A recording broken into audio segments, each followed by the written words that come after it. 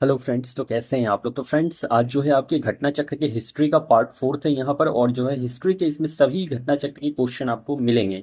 तो आपका BPSC TRE 4 हो या फिर बीपीएससी 71st हो, कोई भी एग्जाम हो, सभी सेशन के लिए इक्वली सभी एग्जाम के लिए इक्वली इंपॉर्टेंट है भाई ये सेशन। तो इस सेशन को फुल देखना ना भूले। फुल देखेंगे तो आपको ही बेनिफिट होने वाला है, अदरवाइज आपको ही इसमें एक बड़ा लॉस हो देखने को मिलेगा। तो इस सेशन को आप लोग पूरा देखिएगा। अगर आप लोग चाहते हैं कि अपने हिस्ट्री में जो है अच्छा से अच्छा मार्क्स स्कोर कर सके, तो इस सेशन को ज़रूर देखें। और इसी सेशन से, मतलब अभी जो मैं घटना चक्र सीरीज ले रहा हूँ, यही सभी सेशन से जो है आपको अप्रोक्स आपके क्वेश्चन देखने को मिलेंगे। इससे बाहर कोई भी क्वेश्चन नहीं जाएगा। तो मैक्सिमम क्वेश्चन जो है यहाँ सेशन से देखने को जरूर मिलेगा, ये मेरा 100% आपसे वादा है। तो अगर आप लोग चाहते हैं अच्छा से अच्छा स्कोर करने, तो सेशन को ज्वाइन करना ना भूलें एंड ज़्यादा से ज़्यादा सेशन को शेयर भी करें। एंड मैं बार बार नहीं कहता हूँ, बट कभी कभी कहना पड़ता है कि सेशन को आप लोग ज़रूर लाइक करें, जिससे मुझे पता भी चलता है भाई कि आप लोग पसंद करते हो या नहीं। तो सेशन को लाइक भी करें, ज़्यादा से ज़्यादा शेयर भी करें और चैनल को सब्सक्राइब करना ना भूलें। तो हमारा देख लो यहाँ पर पहला ही क्वेश्चन बन जाता है, महात्मा गांधी ने भारतीय राष्ट्र कांग्रेस के किस अधिवेशन की अध्यक्षता की। तो अधिवेशन की अध्यक्षता पूछ रखा है यहाँ की, किस अधिवेशन की अध्यक्षता। तो अध्यक्षता 1922 नहीं, 1922 में तो गया अधिवेशन हुआ था भाई, जिसका चित्तरंजन दास ने अध्यक्षता किया था। 1924, तो 1924 का बेलग्राम अधिवेशन या बेलगांव अधिवेशन था, जिसका जिसका जो है गांधी जी ने अध्यक्षता करा था। तो बेलगांव अधिवेशन या बेलग्राम अधिवेशन 1924 का है, जिसकी महात्मा गांधी ने एकमात्र अध्यक्षता करी है। ठीक है, तो एकमात्र अध्यक्ष बने थे बेलगांव अधिवेशन के। 1924 में ये अधिवेशन आपका हुआ था। ठीक है, एक क्वेश्चन पूछा जाता है, किस अधिवेशन में महात्मा गांधी ने भाग लिया था पहली बार। तो भाग लिया था 1901 के कलकत्ता अधिवेशन में। 1901 के कलकत्ता अधिवेशन में महात्मा गांधी ने पहली बार भाग लिया था, जिसकी अध्यक्षता कौन कर रहे थे। तो दिनसा एडल्फी वाचा। कौन। तो दिनसा एडल्फी वाचा। एडल्फी वाचा, तो दिनसा एडल्फी वाचा अध्यक्षता कर रहे थे 1901 के कलकत्ता अधिवेशन का। और महात्मा गांधी ने इसी अधिवेशन में पहली बार भाग लिया था। तो दो टाइप से क्वेश्चन पूछे जाते हैं, दोनों टाइप आपको याद रख लेना है। भाग अगर पूछ ले किस अधिवेशन में पहली बार भाग लिया महात्मा गांधी ने, तो 1901 के कलकत्ता अधिवेशन दिनसा एडल्फी वाचा की अध्यक्षता में हुआ था। और किस अधिवेशन की अध्यक्षता की है पहली बार, तो 1924 का बेलगांव अधिवेशन। बेलगांव अधिवेशन, ठीक है, बेलगांव या बेलग्राम, जो कि आपके कर्नाटक में पड़ता है। ठीक है, तो ये दोनों पॉइंट आपको ध्यान में रख लेना है। और ये कितने नंबर का अधिवेशन था, तो 39वां अधिवेशन था ये आपका 1924 वाला अधिवेशन। नेक्स्ट, 1922 में आयोजित भारतीय राष्ट्र कांग्रेस के गया अधिवेशन के अध्यक्ष कौन थे। तो देखो, पहली बात यही याद रख लेना है कि 1922 में आपका क्या देखने को मिला था। तो 1922 में गया अधिवेशन देखने को मिला था। कौन सा अधिवेशन, तो गया अधिवेशन। तो गया अधिवेशन के अध्यक्ष कौन थे 1922 का। तो 1922 के गया अधिवेशन के अध्यक्ष कौन थे, तो चित्तरंजन दास। तो बिल्कुल यही करेक्ट होने वाला है, सी आर दास चित्तरंजन दास जो थे 1922 के गया अधिवेशन के अध्यक्ष थे। और ये जो गया अधिवेशन हुआ था भाई, ये 37वें नंबर का अधिवेशन था। कितने नंबर का, तो 37वां नंबर का अधिवेशन था। और ये बिहार में आयोजित होने वाला दूसरा अधिवेशन था। बिहार में आयोजित होने वाला दूसरा अधिवेशन था। देखो, बिहार में टोटल 3 अधिवेशन हुए थे। बिहार में टोटल 3 अधिवेशन हुए थे, जिसमें से पहला आपको याद रख लेना है, क्या चीज पहला याद रख लेना है, बांकीपुर में हुआ था। बांकीपुर जो कि आपके पटना में पड़ता है। बांकीपुर पटना में हुआ था पहला अधिवेशन, जो कि आपका 1912 में अधिवेशन देखने को मिला था। और इसकी अध्यक्षता किसने करा था, तो आर एन मधोलकर ने करा था। आर एन मधोलकर ने 1912 के बांकीपुर अधिवेशन का अध्यक्षता किया था। नेक्स्ट हमारा हुआ था बिहार का दूसरा अधिवेशन, जो कि आपके 1922 में देखने को मिला था। 1922 में गया अधिवेशन हुआ था, जिसकी अध्यक्षता चित्तरंजन दास या सी आर दास कह सकते हो, तो चित्तरंजन दास ने करा था। और थर्ड याद रख लीजिएगा, 1940 का रामगढ़ अधिवेशन। रामगढ़ जो अभी रिसेंट टाइम में जो आपके झारखंड में पड़ता है, तो रामगढ़ अधिवेशन हुआ था 1940 में। तो ये 3 पॉइंट आपको याद रख लेना है। तो बिहार में 3 अधिवेशन, एक तो बांकीपुर 1912 आर एन मधोलकर, 1922 गया अधिवेशन चित्तरंजन दास, और 1940 जो कि रामगढ़ अधिवेशन था। और रामगढ़ अभी रिसेंट में जो है झारखंड का हिस्सा है, उस टाइम जो ये बिहार में हुआ करता था। ठीक है, तो 1940 रामगढ़ अधिवेशन। ठीक है, तो ये 3 आपको इसमें ध्यान में रखते हुए चलना है। भारतीय राष्ट्र कांग्रेस का 27वां अधिवेशन किस स्थान पर हुआ। तो देखो, 27वां नंबर का अधिवेशन वो किस स्थान पर हुआ, तो 27वां अधिवेशन भागलपुर नहीं, पटना नहीं, रांची नहीं भाई, ये 27वां अधिवेशन जो था ये बांकीपुर अधिवेशन की बात करी गई है। बांकीपुर जो है 27वां नंबर का अधिवेशन था, 27वां नंबर का अधिवेशन था। और बांकीपुर अधिवेशन के अध्यक्ष कौन थे, तो आर एन मधोलकर थे। Are N Madholkar, RN Madholkar थे। बांकीपुर जो आपके पटना में पड़ता है, वही बांकीपुर पटना में पड़ता है। 1912 में ये अधिवेशन आयोजित हुआ था। 1912 ईस्वी में ये अधिवेशन आयोजित किया गया था। ओके। द इंडियन नेशन अखबार का प्रकाशन कब प्रारंभ हुआ? तो ध्यान में रख लेना है आपको इंडियन नेशन एंड अखबार से तो एक प्रश्न देखने को मिल ही जाता है। तो ये एक राष्ट्रवादियों का दैनिक समाचार पत्र था। क्या था? तो राष्ट्रवादियों का दैनिक समाचार पत्र था। और ये कब स्टार्ट हुआ था, देखने को कब मिला? तो देखो, ये इंडियन नेशन जो है 1930 में नहीं, 1931 में ये प्रकाशित हुआ था।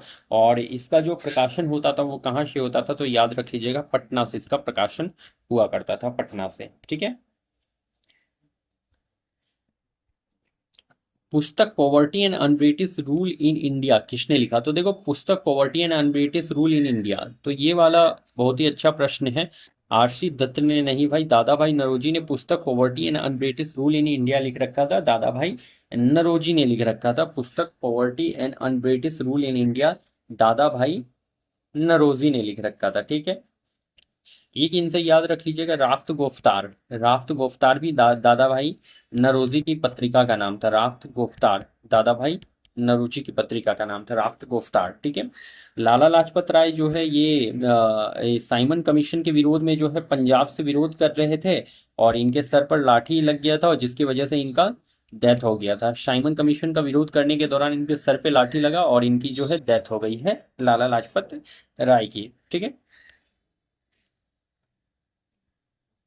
किसने कहा था कांग्रेस आंदोलन न तो लोगों द्वारा प्रेरित था, न ही यह उनके द्वारा सोचा गया था, और न ही यह योजनाबद्ध किया गया था? ये किसने कहा था? तो देखो, स्टेटमेंट वाला क्वेश्चन इंपॉर्टेंट बनता है आपके लिए।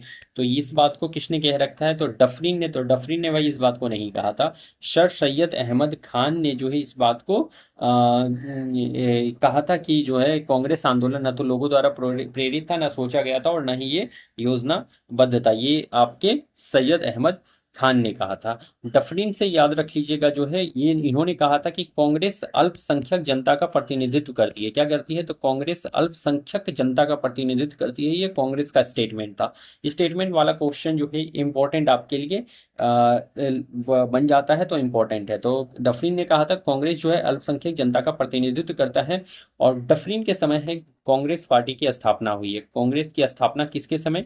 तो डफरीन के समय ही हुई है। और कब? 28 दिसंबर 1885 में। 28 दिसंबर 1885 कांग्रेस की स्थापना डफरीन पार्टी के समय में। ठीक है। कर्जन से क्या याद रख लेना है? ये अपने सामने कांग्रेस को मरने की इच्छा रखते हैं। अपने आंख के सामने कांग्रेस को मरने की इच्छा, कांग्रेस को अपने आंख के सामने मरने की इच्छा। तो आपसे ये पूछा जाएगा कि कौन कांग्रेस को अपने आंख के सामने मरने की इच्छा रखते हैं? तो कांग्रेसियों को अपने आंख के सामने मरने की इच्छा जो है वो कर्जन रखते हैं। ठीक है। तो कर्जन से ये बात भी ध्यान में रख लेना है। तो 3 यहाँ पे आपको पॉइंट ध्यान में रख लेना है। ठीक है। कर्जन, बंगाल का विभाजन भी इसी ने कराया था। बंगाल का विभाजन जो कराया था, बंगाल विभाजन, ये भी कर्जन ने कराया था। और कब कराया था? तो 1905, 1905 में इन्होंने बंगाल का विभाजन कराया था। ठीक है। नेक्स्ट क्वेश्चन है हमारा, किसने कहा था कांग्रेस का महल लड़खड़ा रहा है और भारत में रहते हुए मेरी एक इच्छा है कि मैं शांति के साथ इसे मरता हुआ देखूं? तो देखो भाई, अभी पहले पीछे ही मैंने इस बात को डिस्कस किया आपसे कि ये डफरिन का स्टेटमेंट नहीं था। डफरिन का स्टेटमेंट क्या था? तो कांग्रेस एक अल्पसंख्यक जनता का प्रतिनिधित्व करता है, ये डफरिन का स्टेटमेंट था। और ये डफरिन जो है, ये जो है आपके कांग्रेस पार्टी के गठन के समय वायसराय थे। कांग्रेस पार्टी का गठन 28 दिसंबर 1885 में हुआ था। ठीक है। मिंटो भी इस बात को नहीं कहा था। ठीक है, मिंटो भी नहीं था। मिंटो को तो भाई ये पाकिस्तान का जन्मदाता माना जाता है। क्या माना जाता है? तो पाकिस्तान का जन्मदाता लॉर्ड मिंटो को माना जाता है। कर्जन ने इस बात को कहा था कि लड़खड़ा रहा है और मैं इसे अपनी आंखों के सामने मरता हुआ देखूं। ये लॉर्ड कर्जन का स्टेटमेंट था, और इन्होंने ही बंगाल विभाजन भी कराया था। ठीक है। तो ये स्टेटमेंट लॉर्ड कर्जन का हो जाता है। राष्ट्रीय आंदोलन में निम्न में से किसको नरम दल के तौर पर नहीं जाना जाता था? तो देखो, नरम दल के तौर पर नहीं जाना जाता था। तो नरम दल के लीडर कौन नहीं थे? तो देखो, कांग्रेस दो पार्ट में टूट गया था, एक तो नरम दल और एक तो गरम दल में। ठीक है। तो पूछा है आपसे कि नरम दल के तौर पर कौन नहीं जाने जाते थे? तो बाल गंगाधर तिलक। तो बाल गंगाधर तिलक भाई कभी भी ये नरम दल में नहीं आएंगे, इस बात को ध्यान में रख लीजिएगा। दादा भाई नौरोजी तो नरम दल के नेता थे, तो ये नहीं होना है। एम जे रनाडे ये होगा, रेंटिंग गलत टाइप हो गया है। तो एम जे रनाडे भी एक तो भाई नरम दल के नेता थे। गोपाल कृष्ण गोखले भी एक नरम दल के नेता थे। तो गरम दल के नेता कौन थे ये पूछ रखा है, यहाँ पर नहीं दिया है ना, तो मतलब कि गरम दल का नेता बताना है। तो गरम दल के नेता जो है बाल गंगाधर तिलक हो जाते हैं। कौन हो जाते हैं? बाल गंगाधर तिलक हो जाते हैं। और बाल गंगाधर तिलक से मैगजीन याद रख लेना है, केसरी और मराठा। केसरी मराठा बाल गंगाधर तिलक से। और इनकी अर्थी को कांधा एकमात्र मुस्लिम ने शौकत अली दिया। दादा भाई नौरोजी से poverty and British rule in India याद रख लेना है। राफ्त गोफ्तार याद रख लेना है। और गोपाल कृष्ण गोखले से एक पत्रिका याद रख लेना है, सुधारक। गुजराती पत्रिका है सुधारक, जिसका प्रकाशन 1854 में किया गया था। ठीक है, तो गुजराती पत्रिका सुधारक 1854। ठीक है। दूसरा याद रख लीजिएगा, servants of India society. Servants of India society की स्थापना, इंडिया सोसाइटी। तो servants of India society Gopal Krishna Gokhale 1905 1905 में। शेरे पंजाब के नाम से कौन मशहूर थे? तो शेरे पंजाब अगर पूछ ले आपसे कि शेरे पंजाब या फिर पंजाब केसरी दे दे, पंजाब, अब पंजाब केसरी से तो आपको समझ में आ गया होगा। शेरे पंजाब दे दे, पंजाब केसरी दे दे, तो देखो सभी के सभी हो जाते हैं कौन? तो ये राजगुरु नहीं भाई, भगत सिंह भी नहीं, लाला लाजपत राय शेरे पंजाब या पंजाब केसरी के नाम से जाने जाते हैं। और इन्होंने साइमन कमीशन का विरोध किया था, जिसके तहत जो है इनके सर पे लाठी लगा था। और 17 नवंबर 1928 को इनका देहांत हो गया था। 17 नवंबर 1928 को इनका क्या हुआ था भाई? तो डेथ हो गया था, डेथ हो गया था, इनकी मृत्यु हो गई थी 17 नवंबर 1928 को। उधम सिंह वो शख्स थे जिन्होंने लंदन में जाकर जनरल ओ डायर को मारा था। General O Dyer, general O Dyer वही थे जिन्होंने जलियांवाला बाग हत्याकांड में जो है गोली चलाया था। और इन्होंने उधम सिंह ने जनरल ओ डायर को मारा कहाँ पर जाकर के? तो लंदन जाकर मारा, लंदन जाकर, लंदन जाकर। तो लंदन जाकर जनरल ओ डायर को मारा किसने? तो उधम सिंह ने मारा है। नेक्स्ट, ताना भगत आंदोलन संबंधित है। तो ताना भगत आंदोलन किससे संबंधित है बता दो आप लोग? दलित आंदोलन से तो नहीं भाई, आदिवासी आंदोलन से जुड़ा हुआ था ताना भगत आंदोलन। और ये छोटा नागपुर वाले इलाके में देखा गया था। छोटा नागपुर जो कि आपके झारखंड में पड़ता है ना, छोटा नागपुर वाले क्षेत्र में, इलाके में देखा गया था, जो झारखंड में पड़ता है। और ये जो ताना भगत आंदोलन है ये 1914 में देखा गया था, 1914 के अप्रोक्स में देखा गया था। और इस आंदोलन का नेतृत्व अगर पूछ ले तो जतरा भगत, जतरा भगत और तुरिया भगत ने किया था। जतरा भगत और तुरिया भगत ने जो है ताना भगत आंदोलन का नेतृत्व किया था। जतिया भगत और तुरिया भगत ने आंदोलन किया था।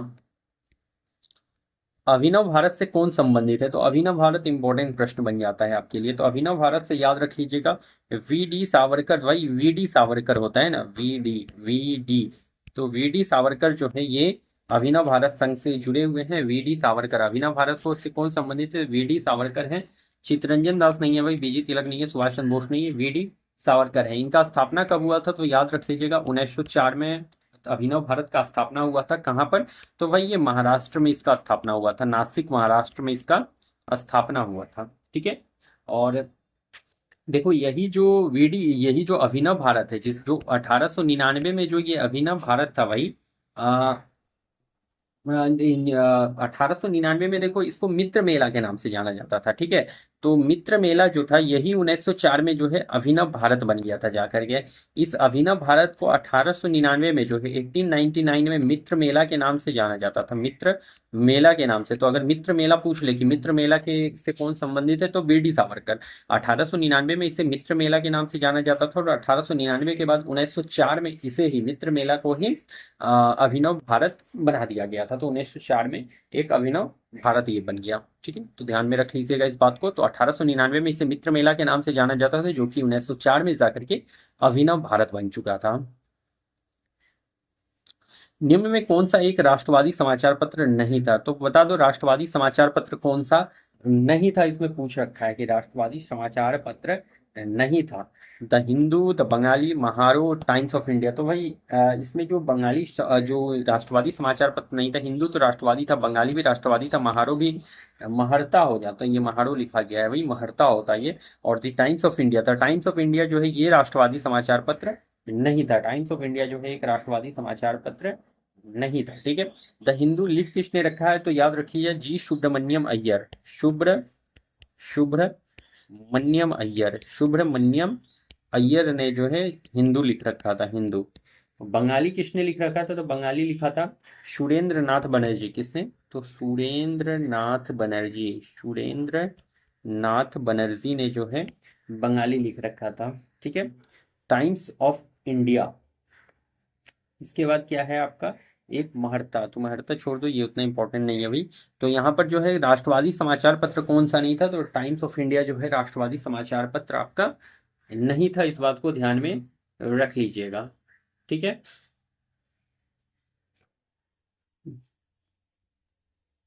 हिंदू पेट्रियोट का संपादक कौन था, तो वही हिंदू पेट्रियोट का संपादक कौन था, तो ध्यान में आपको रख लेना हिंदू पेट्रियोट के संपादक कौन थे, हरीश चंद्र मुखर्जी यहाँ पर करेक्ट आंसर हो जाएगा। हिंदू पेट्रियोट के संपादक दीनबंधु मित्र से क्या याद रख लेना है, तो इन्होंने एक लिख रखा था बुक जिसका नाम था नील दर्पण, किसान, नील किसानों की दुर्दशा का वर्णन था नील दर्पण में, और इसे लिखा था किसने, तो दीनबंधु मित्र ने। गंगा प्रसाद वर्मा, तो गंगा प्रसाद वर्मा ने क्या लिख रखा था, तो एक पत्रिका था, क्या नाम था उसका, भाई देखो क्या नाम था उसका, हाँ हिंदुस्तानी, हिंदुस्तानी था ये गंगा प्रसाद वर्मा का।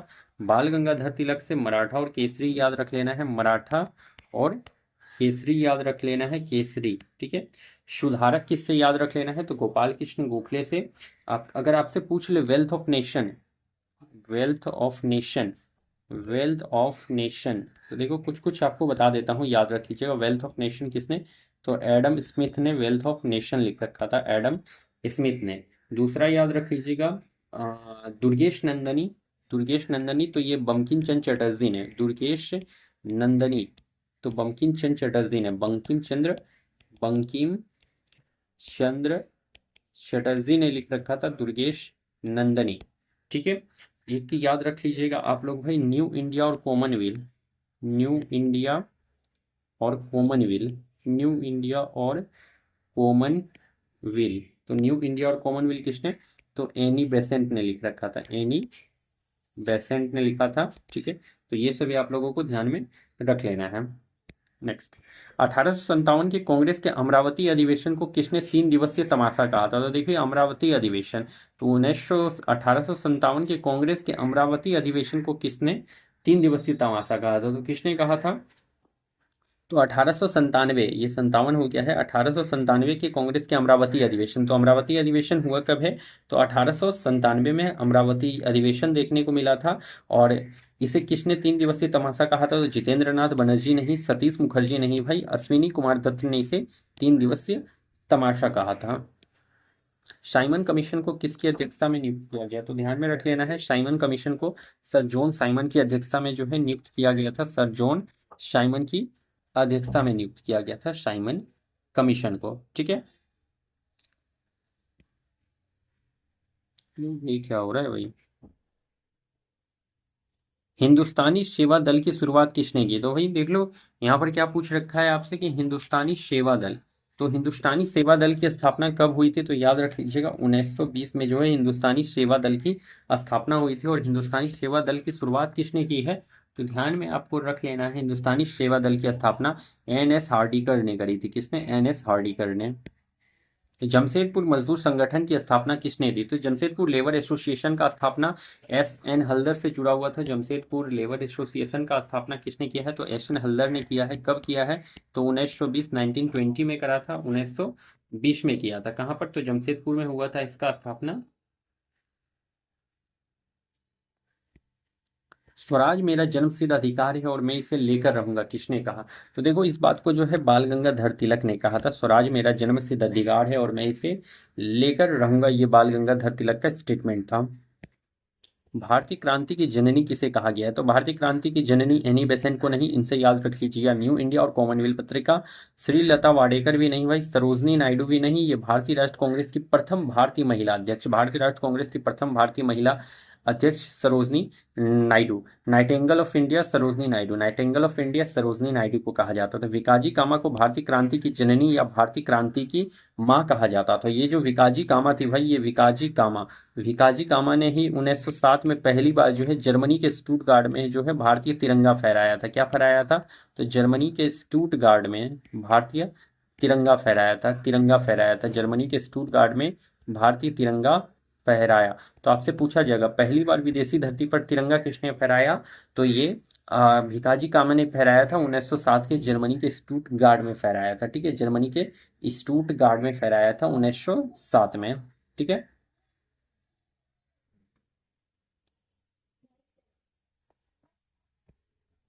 लंदन में इंडिया हाउस के संस्थापक कौन थे? तो भाई लंदन में इंडिया हाउस के संस्थापक कौन थे? तो नरसिंह बिहारी बोस, श्याम जी कृष्ण वर्मा जी थे। ये लंदन में इंडिया हाउस के संस्थापक हो जाते हैं, श्याम जी कृष्ण वर्मा। और इन्होंने कब इसका स्थापना किया था? तो 1905 में जो है लंदन में जो है इंडिया हाउस का स्थापना श्याम जी कृष्ण वर्मा ने किया था। बंगाल विभाजन के विषय में किसने कहा था विभाजन हमारे ऊपर बम की तरह गिरा?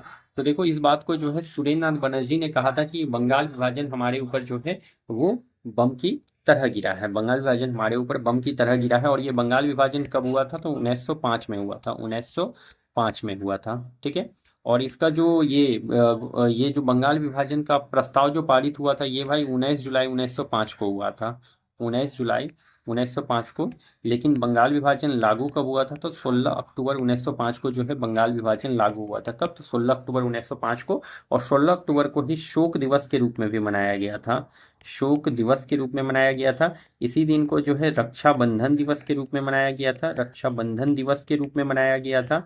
16 अक्टूबर को ही रक्षाबंधन दिवस, 16 अक्टूबर को ही मैत्री दिवस के रूप में मनाया गया था, मैत्री दिवस, शोक दिवस, रक्षाबंधन दिवस और मैत्री दिवस के रूप में जो है 16 अक्टूबर को ही मनाया गया था।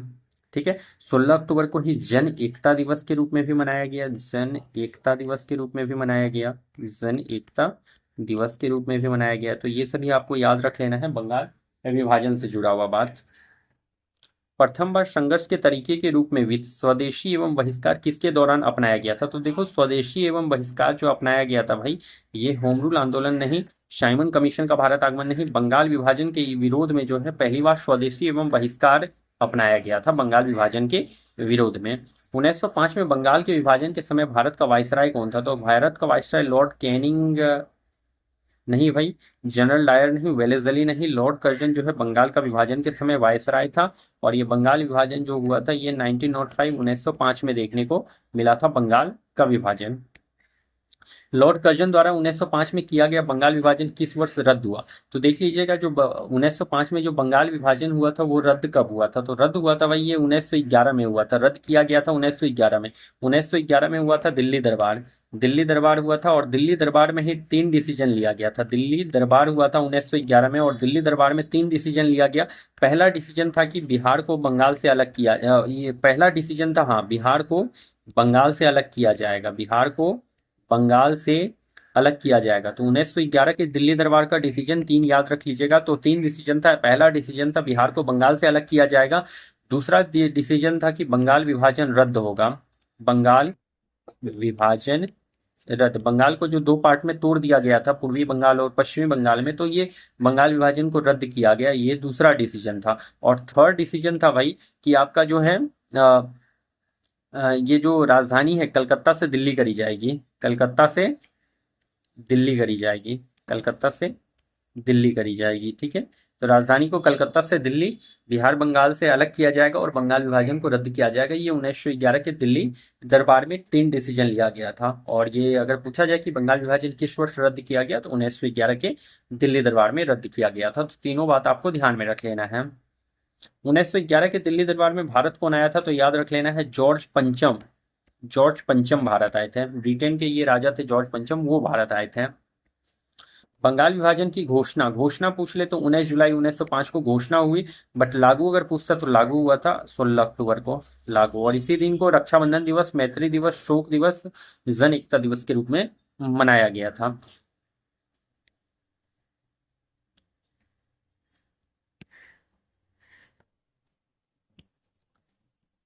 भारतीय राष्ट्र कांग्रेस के प्रथम अधिवेशन में कितने प्रतिनिधि ने भाग लिया? तो देखो प्रथम अधिवेशन, और ये प्रथम अधिवेशन हुआ कब था भाई? तो 1885 में प्रथम अधिवेशन हुआ था।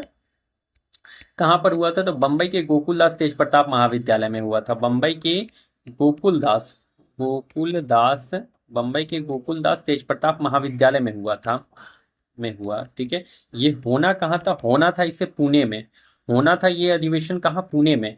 बट प्लेग महामारी फैल जाने की वजह से जो है ये पुणे में आयोजित नहीं हुआ। बट प्लेग की वजह से जो है ये पुणे में आयोजित नहीं हुआ, और इसे जो है बम्बई के गोकुलदास तेज प्रताप महाविद्यालय में इसका आयोजन किया गया। इसमें कितने प्रतिनिधि शामिल हुए थे? तो याद रख लीजिएगा, इसमें 72 प्रतिनिधि टोटल शामिल हुए थे। 72 प्रतिनिधि शामिल हुए थे। बिहार से एक भी प्रतिनिधि था क्या? तो बिहार से एक भी प्रतिनिधि जो है 1885 के अधिवेशन में शामिल नहीं था। ध्यान में रख लीजिएगा, 72 प्रतिनिधि इसमें शामिल हुए थे। इसमें जो है 9 प्रस्ताव पारित हुआ था। 9 प्रस्ताव इसमें क्या किया गया था? तो 9 प्रस्ताव पारित किया गया था। और 9 प्रस्ताव पारित होने के बाद एक प्रस्ताव ये पारित किया गया था कि जो भारतीय राष्ट्र कांग्रेस का जो है नाम बदल के भारतीय राष्ट्र कांग्रेस करा जाए। ठीक है, भारतीय राष्ट्र संघ का नाम बदल के भारतीय राष्ट्र कांग्रेस किया जाए। ये 9 प्रस्ताव पारित होने के बाद जो है एक प्रस्ताव पारित किया गया था। ठीक है, इसमें एक बात आप लोग ये भी ध्यान रखेंगे कि इसकी अध्यक्षता किसने करी थी? तो वेमोश चंद्र बनर्जी ने करी थी। वेमोश चंद्र बनर्जी, डब्ल्यू सी बनर्जी ने जो है 1885 वाले जो है इसके अधिवेशन की अध्यक्षता करी है, डब्ल्यू सी बनर्जी ने। ठीक है, और अगर पूछा जाए कि इसके एक क्वेश्चन ये भी पूछ लेता है कि कांग्रेस के संस्थापक कौन थे? तो कांग्रेस के संस्थापक आपको याद रख लेना है, ए ओ ह्यूम कांग्रेस के संस्थापक, और इन्होंने 28 दिसंबर 1885 में जो है कांग्रेस का गठन किया था। 28 दिसंबर 1885 में कांग्रेस का गठन हुआ था, 28 दिसंबर 1885 में।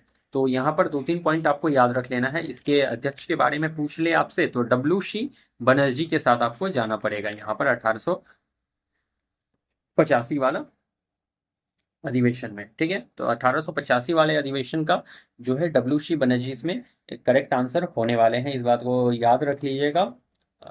अगर इसमें एक अध्यक्ष पूछेगा तो डब्ल्यू सी बनर्जी अध्यक्ष, और अगर इसमें पूछ लेता कि सचिव कौन है तो सचिव ए ओ ह्यूम को से साथ आपको जाना पड़ेगा, ए ओ ह्यूम। तो ए ओ ह्यूम इसके सचिव, अध्यक्ष कौन? तो डब्ल्यू सी बनर्जी। और इसी समय जो है 28 दिसंबर 1885 में कांग्रेस का गठन भी हुआ था। तो जितने भी इसमें पॉइंट आपके बन सकते थे 1885 वाले अधिवेशन से, सभी मैंने यहाँ पर डिस्कस कर रखा है, तो आप लोग अच्छे से देख लीजिएगा। अब देखो यहाँ पर क्या पूछ रखा है कि भारतीय राष्ट्र कांग्रेस के संस्थापक कौन थे? तो कांग्रेस के संस्थापक विलियम एडम नहीं थे, ए ओ ह्यूम भारतीय राष्ट्र कांग्रेस के संस्थापक थे। और 28 दिसंबर 1885 में जो है कांग्रेस का गठन किया गया था। 28 दिसंबर 1885 में कांग्रेस का गठन किया गया था। ए ओ ह्यूम इसके संस्थापक थे। ए ओ ह्यूम को जो है पक्षी विज्ञान का जनक भी कहा जाता था, पक्षी विज्ञान का जनक भी कहा जाता था ए ओ ह्यूम को। इसे जो है इसे ए ओ ह्यूम को जो है पीपल्स फ्रेंड भी कहा जाता था, पीपल्स फ्रेंड भी कहा जाता था, जनता के मित्र और पीपल्स फ्रेंड भी इन्हें कहा जाता था। और ये रहने वाले कहाँ थे भाई? तो ये रहने वाले थे स्कॉटलैंड के ये रहने वाले थे आपके ए ओ ह्यूम। ठीक है, और ये कांग्रेस के संस्थापक या जनक जो भी कह दो, कांग्रेस के संस्थापक या जनक जो आपके ए ओ ह्यूम हो जाते हैं। ए ओ ह्यूम को जो है शिमला का सन्यासी के नाम से भी जाना जाता था, शिमला का सन्यासी। ए ओ ह्यूम को शिमला का सन्यासी के नाम से भी जाना जाता था। तो ये सभी पॉइंट आपको ध्यान में रख लेना है। तो फ्रेंड्स, हमारा आज का सेशन यहाँ पर कंप्लीट होता है, और देखिए जितने भी आपके इंपॉर्टेंट प्रश्न बन सकते थे सभी मैंने यहाँ पे आपके साथ डिस्कस किया है। तो ये सभी सेशन आप लोग जरूर देख लीजिएगा, बहुत ही ज्यादा इंपॉर्टेंट सेशन होने वाला है। तो चलिए मैं फिर मिलता हूँ कल किसी नेक्स्ट सेशन के साथ, तब तक के लिए आप लोगों को thank you and best of luck.